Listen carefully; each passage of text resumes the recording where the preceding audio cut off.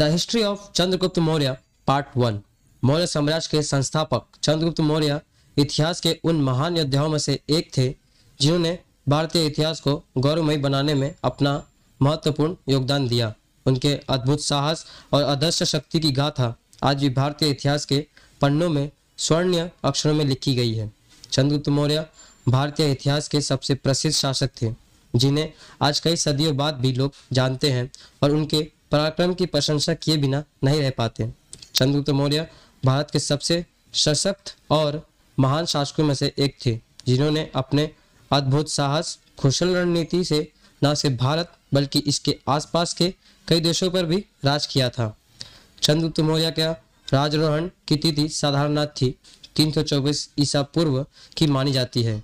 उन्होंने लगभग 24 सालों तक शासन किया और इस प्रकार उनके शासन का अंत प्राय 297 ईसा पूर्व में हुआ। चंद्रगुप्त मौर्य ने अपने अद्भुत शासन काल में मौर्य साम्राज्य का विस्तार कश्मीर से लेकर दक्षिण के दक्कन तक और पूर्व के आसाम से पश्चिम के अफगानिस्तान तक किया था और मौर्य साम्राज्य को उस समय भारत का सबसे विशाल साम्राज्य बना दिया गया था। चंद्रगुप्त मौर्य एक ऐसा योद्धा थे जिन्होंने संपूर्ण भारत को एक साम्राज्य के अधीन लाने में सफल रहे। महान पराक्रमी और शक्तिशाली चंद्रगुप्त महान ने सिर्फ अपने बदौलत भारत के अलग अलग स्वतंत्र राज्यों में एक करने में अपना महत्वपूर्ण भूमिका निभाई और भारत देश में सभी को एकजुट कर एकता का सूत्र में बांधा। हालांकि राज्यों को एकत्रित करने में सत्यपुत्र, चौल, कलिंग, चेरा और पांड्या के तमिल क्षेत्रों को शामिल नहीं किया गया था। हालांकि बाद में चंद्रगुप्त मौर्य जी के पोते सम्राट अशोक ने करीब 260 ईसा पूर्व में कलिंग में विजय हासिल की थी।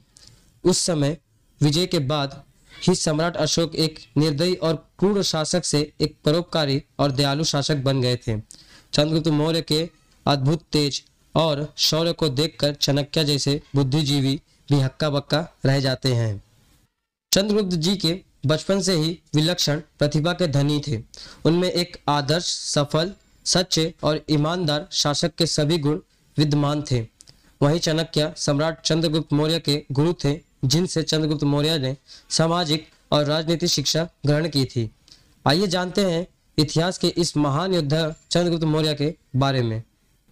चंद्रगुप्त मौर्य जी का पूरा नाम चंद्रगुप्त मौर्य था। उनका जन्म 340 BC पाटलिपुत्र बिहार में हुआ था। उनके माता पिता का नाम नंदा और मूरा था। उनकी पत्नी का नाम था दुद्रा और उनके सन बिंदुसार और उनके पोते का नाम था सम्राट अशोक और सुक्षिम।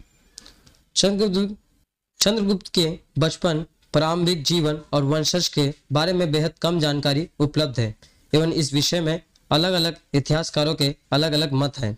कई भारतीय साहित्यकारों और इतिहासकारों ने चंद्रगुप्त मौर्य का संबंध नंदा राजवंश से बताया है, जबकि एक संस्कृत नाटक मुद्रा राक्षस में उन्हें नंदनव्य मतलब नंद के वंशज भी कहा गया है। वहीं अगर चंद्रगुप्त जी की जाति के बारे में बात करें तो मुद्राक्षस में उन्हें कुलहीन और वृक्षला भी कहा गया है, जबकि भारतेंदु हरिश्चंद्र के एक अनुवाद के अनुसार उनके पिता नंद के राजा महानंदा थे जबकि उनकी माता का नाम मूरा था। इसी वजह से उनका उपनाम मौर्य पड़ा। वहीं बुद्धिस्ट परंपराओं के मुताबिक चंद्रगुप्त मौर्य क्षत्रिय समुदाय के ही सदस्य थे। फिलहाल चंद्रगुप्त मौर्य का जन्म 340 ईसा पूर्व में पाटलिपुत्र बिहार में माना जाता है। वह एक बेहद गरीब परिवार में पैदा हुए थे जिनके पिता नंदों की सेना के एक अधिकारी थे। चंद्रगुप्त मौर्य का जन्म से ही पहले ही वे दुनिया छोड़ चुके थे। वहीं जब चंद्रगुप्त 10 साल के हुए तभी उनकी मां मूरा का भी देहांत हो चुका था। वहीं इतिहास में ऐसा भी उल्लेखित किया गया है कि चंद्रगुप्त मौर्य के पिता नंदा और उनके चाचा